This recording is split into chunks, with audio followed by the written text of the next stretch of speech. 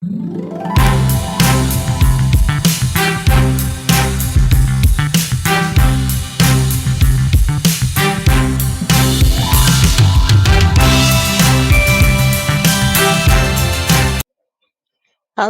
Assalamualaikum warahmatullahi wabarakatuh. Apa kabarnya Bapak Ibu guru hebat? Pada hari ini saya akan mengaplikasikan aksi nyata perdana saya dengan topik diferensiasi pembelajaran di tingkat SD maupun paket A. Dengan membuat lingkungan fisik kayak teks di satuan pendidikan tempat saya bertugas. Nah, di sini saya akan menjelaskan bagaimana penerapan diferensiasi dalam pembelajaran jenjang SD. Pada modul pelatihan topik diferensiasi dalam pembelajaran di tingkat SD ataupun paket A ini, di sini ada 3 yang akan dibahas, yaitu satu, memahami murid, yang kedua, bagaimana persiapan pembelajaran terdiferensiasi tersebut, dan yang ketiga, tentang penguatan literasi SD. Pada tahap cara memahami murid, di sini ada beberapa hal yang dapat kita lakukan, yaitu satu, dengan melakukan pemetaan kompetensi dan kebutuhan murid. Yang kedua, mengidentifikasi kebutuhan kognitif murid dan kemampuan awal membacanya. Yang ketiga, menyelaraskan kebutuhan murid dengan tujuan pembelajaran SD. Keempat, melakukan asesmen awal di pembelajaran SD. Dan yang kelima, menggunakan ragam strategi manajemen kelas. Untuk persiapan pembelajaran terdiferensiasi tersebut, pertama yang perlu kita lakukan adalah setelah melakukan pemetaan kompetensi dan kebutuhan murid, maka mulailah dengan menyusun strategi pembelajaran yang tepat dengan menyesuaikan kompetensi murid yang berbeda-beda tersebut melalui modifikasi proses, konten, dan produk akhir.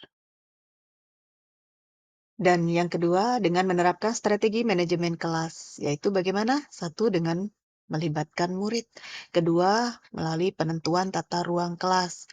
Ketiga, adanya hubungan positif antara guru dan murid. Keempat, kesepakatan kelas tentunya. Dan yang kelima, pengelompokan kelas.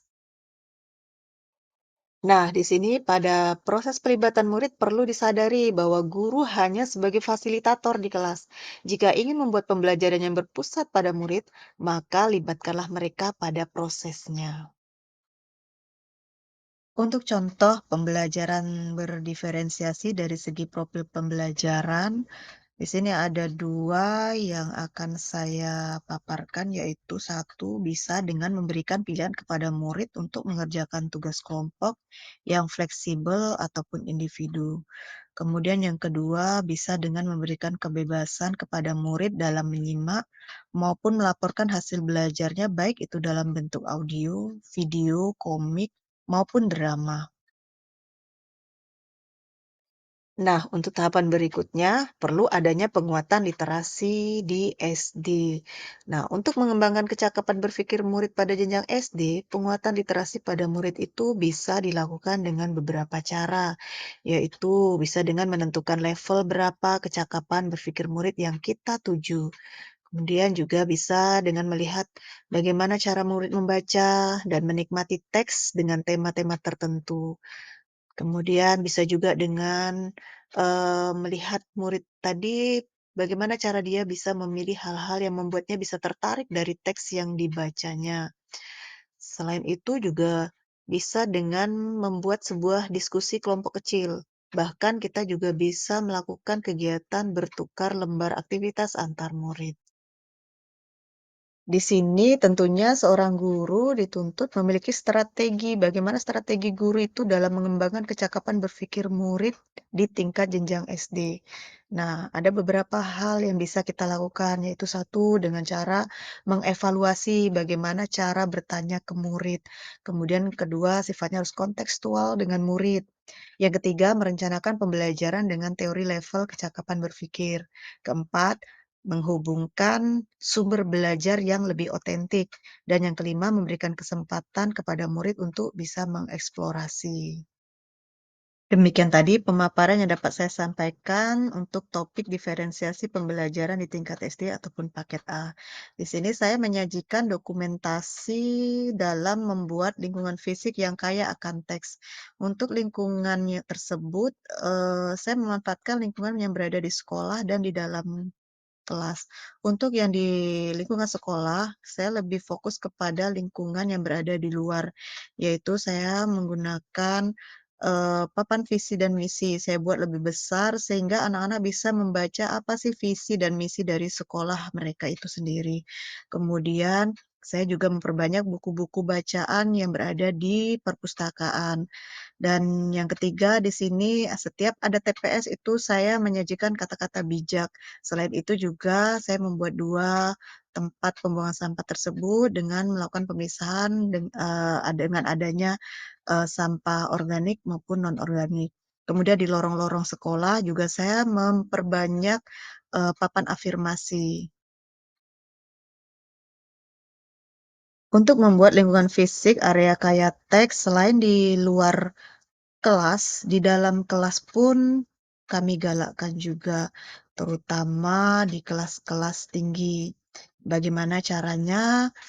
Kami mengadakan kegiatan inovatif yang kami lakukan setiap hari Senin. Pada hari Senin itu kegiatan kami proses penilaian kelas terbersih dan terkreatif serta terinovatif. Nah, bagaimana unsur penilaiannya? Yang kami nilai adalah, bagaimana kelas tersebut, melakukan kegiatan-kegiatan yang sifat inovasinya lebih banyak, kemudian, bisa mendekorasi kelasnya dengan memperbanyak area kaya teks tersebut.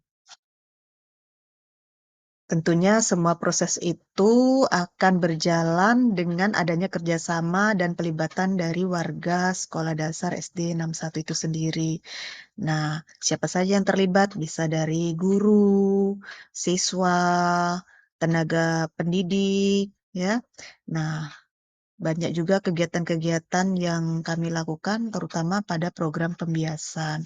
Selain kami mengadakan program literasi, kami juga mengadakan program seperti membuat kriya. Nah, pada membuat kriya ini, disinilah kesempatan, murid-murid untuk bisa berkreasi mendekorasi kelasnya dengan memperbanyak area kaya teks tersebut.